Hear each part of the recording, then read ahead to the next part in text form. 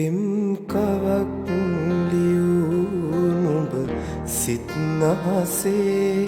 එය මකා දමා ගිය හැටි රහසේ